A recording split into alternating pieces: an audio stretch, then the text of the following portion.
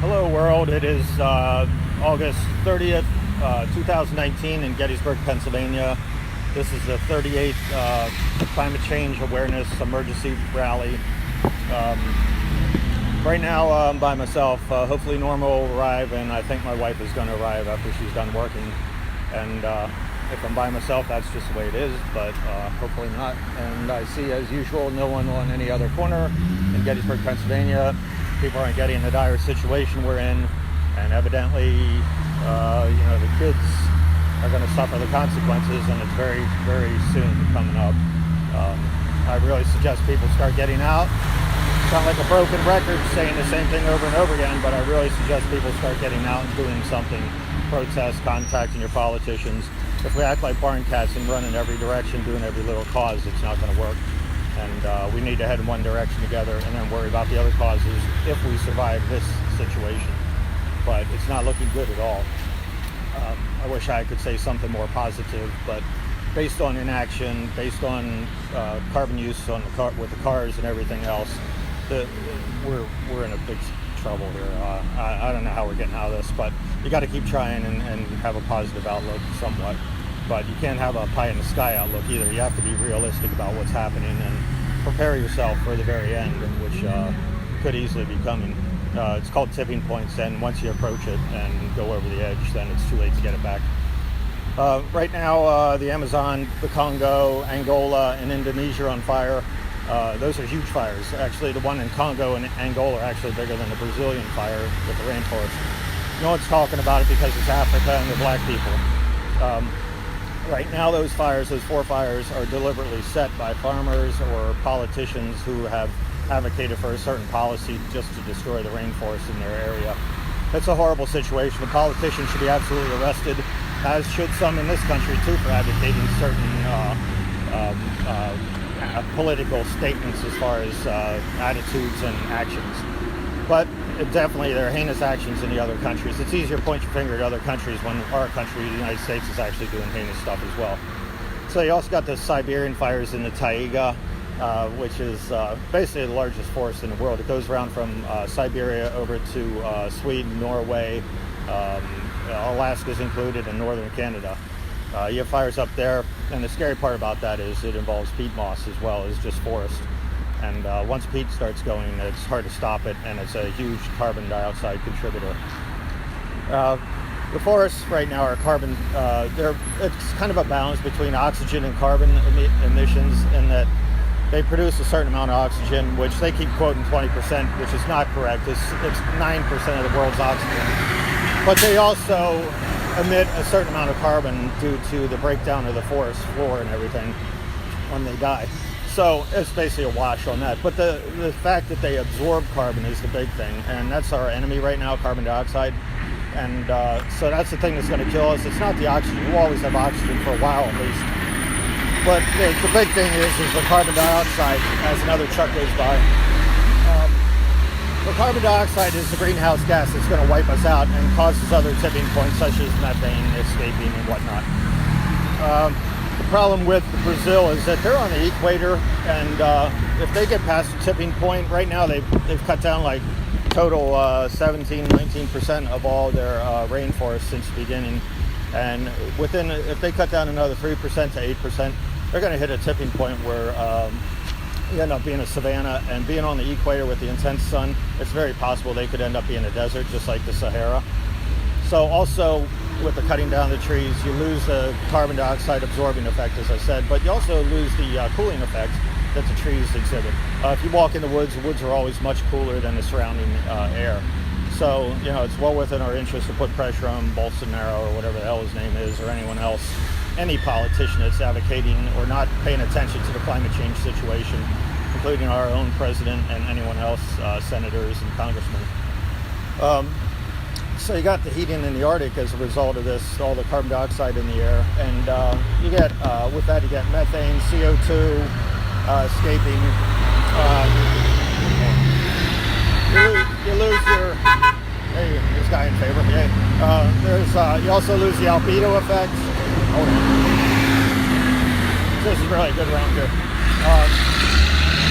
And you you get, what happens is the seas warm up as well. So, once you lose the ice up in the Arctic, Greenland is totally surrounded by warmer waters, and the melt rate will increase exponentially, which affects the Gulf Stream, which affects the jet stream. And the whole situation is just one big spillover. And there are so many feedback loops, you can't even begin to talk about them all now. The fact that the Arctic sea ice is going away also causes a loss of the cooling effects of the Arctic.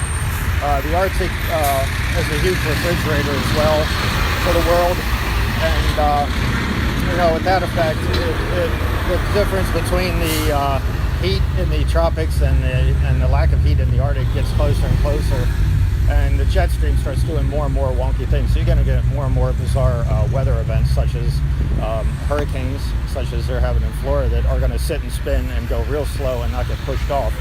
So instead of Florida having a hurricane that's going to only dump 4 inches or 8 inches, as some hurricanes do, this one has potential to drop in 20, 30, 40 inches. And people in Florida aren't realizing it, and you probably need to get out of the way if you can. I don't think you can hunker down enough with 20, 30 inches coming your way. But it might not pan out that way, but if it sits, that's what's going to happen.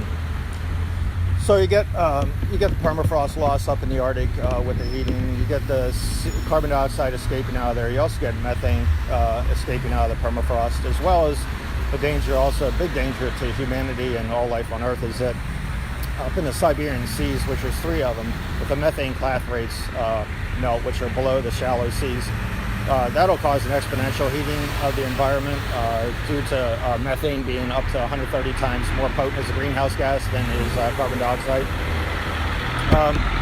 So you get, and also you're going to have these people that want to travel a shorter route in the Arctic, and it's a bizarre thought, but it saves them money. But what it does is churn up the sea to the point that you get mixing, and then the Arctic waters no longer take effect, and it's going to promote melting even earlier and faster and longer. So it's not a good idea to have sea travel or exploration for oil or minerals up there, even though it's abundant. We need to have a certain amount of respect and curtailment of any such ideas, and put world pressure on anyone that's doing it, and arrest people that want to do that. It's not a political issue, this climate change emergency. It's a survival issue, okay? I know the Republicans and the media have somehow portrayed this as a political issue, and they need to be shouted down and told what the science is behind it all. It is not a political issue, it's a science issue. We can go back to arguing about little bullshit stuff in the future, but right now this is survival of all life on Earth, and it's a dire situation. The media has to have ultimate responsibility for what they've done or not done so far, and treating it like a political issue rather than being straight and telling the truth as to what's happening. They're very culpable, and in my mind, media organizations that put out false information need to be taken off the air with the FCC. We're to the point that you can't be messing around and allowing this type of false information going around. Glad thing, one of the Koch brothers died, so they're a big contributor to false information about climate change, and huge contributors to campaigns that are then forced to do that, act like that, because they're bought and paid politicians. So good riddance. Hope you have fun wherever you went. So we're in a life and death struggle. You got kids, family, neighbors, relatives. You're going to have, what's going to happen in the long run is you're going to have not only the heating, you're going to have trouble of surviving because of starvation. You're going to have murders that will occur then because government system's going to break down. You're going to have diseases that will come out from the Arctic due to some of these bacteria have been frozen for millions of years, and now they're going to escape. And humans have no immunity to them. There could be something as easy as, for example, a common cold, but it's going to wipe people out, and by the millions and billions. So there's so many factors involved. And right now, it'd be much easier for people to take action, and rather than sit around drinking your coffee and watching this video, you need to get out and start doing something, and something severe and something soon. Okay. Now, on a good note, Greta Thunberg sailed across. Always says so Greta Thunberg took a sailboat from England to the United States because she didn't want to emit any carbon, and she's a 16-year-old spokesperson from Sweden. If you don't know who she is, you need to look her up on YouTube and see her talks. She's really amazing. I wish she wouldn't have taken the risk because she's too valuable to lose, and I hope she flies back rather than takes a sailboat back when she leaves in a year or whenever she goes. But that's not the issue. People are like, how's she going back? Who cares? The issue is she's trying to get politicians to get in stone a political stance and to take action concerning climate change. It doesn't matter what she does as far as she goes back, if she's riding a diesel truck or whatever. It's a governmental issue. It's a policy issue for the world. You can't go sitting around pointing your fingers at a little girl when the whole government is heinous. All right? So the local politicians, national, state, wherever you are, aren't doing their job. I don't hear anyone talking about it anywhere.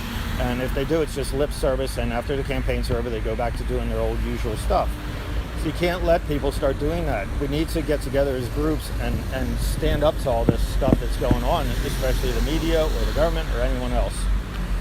So the next rally will be on September 6th at 11 o'clock here at Gettysburg, Pennsylvania.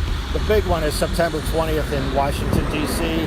Tanya and I are going down to that one. It's a worldwide climate change emergency strike, and it should be pretty big for around the world. That's on September 20th. So I hope to see someone here someday, somehow, if you want to save your life or your kid's life or you care about anyone else. Right now I'm here by myself, and it's really pitiful.